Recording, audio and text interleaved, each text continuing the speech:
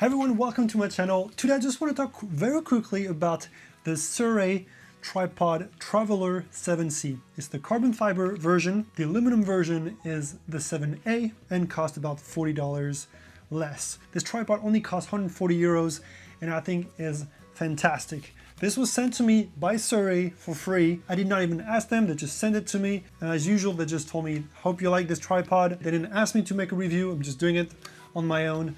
And I absolutely love it. It really is super light. It's 1.6 kilo. It makes this tripod very, very versatile for traveling. My big problem is I'm really tall. I'm 6'5", and whenever I'm filming myself outside, not in the studio, I need a tripod that's high enough. And I used to use the M225-EU, which is amazing. It's fantastic.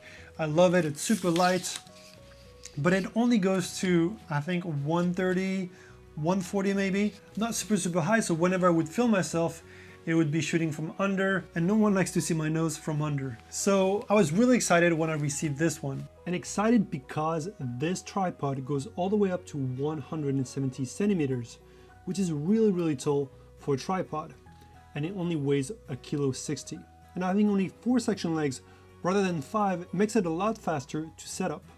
And the difference between the Model A and Model C is the max weight is a bit more on the carbon fiber one, and the Model A weighs 300 grams more than the carbon fiber. Other than that, it's identical and only costs 30 euro less. It's $110 for the Model 7A and $140 for the 7C.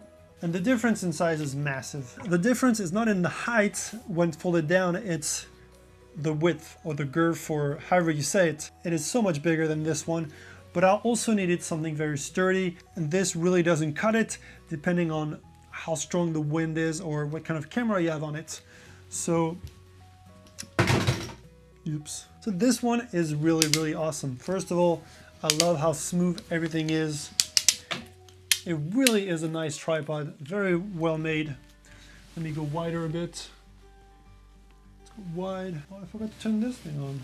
Hallelujah. The only complaint that I have about it is the ball head. I'm not really a huge fan of the ball head. It is always a bit hard, and it's too slippery to really tighten hard your tripod head if you have a very heavy setup. Whereas this one, I'm absolutely in love with this type of knob. You can actually pull it out and reposition it in order for you to tighten it. And it's always easier with this type of lever rather than the very slippery knob on this one. So I usually use this head on this tripod, but it does the job really. It is nice, it is big, it can hold quite a big setup, and I really like it. And this is what I did to remedy this problem. I attached some Sirui paste, and it makes it much easier to find a grip to really tighten the ball head if you have a heavy setup. Here's what it looks like when standing up. So like I said, I'm 6'5", so 195 centimeters. All right, look how smooth this is. Really nice.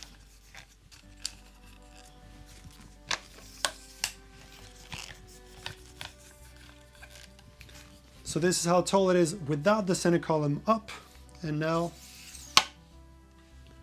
really tall.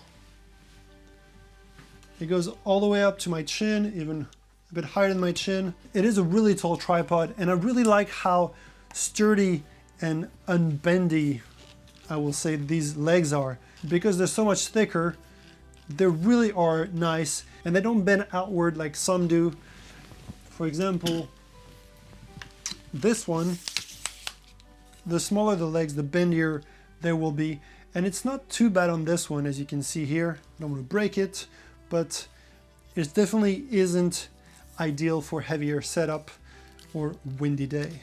To me, this is the best tall tripod you can find for $140. It really is well made, strong, and I just like the feel of it. It really is nice. It's got cushion here, so you can hold it like that without having your hands frozen if it's a cold day. It's just a nice tripod, and I think it's sold out right now.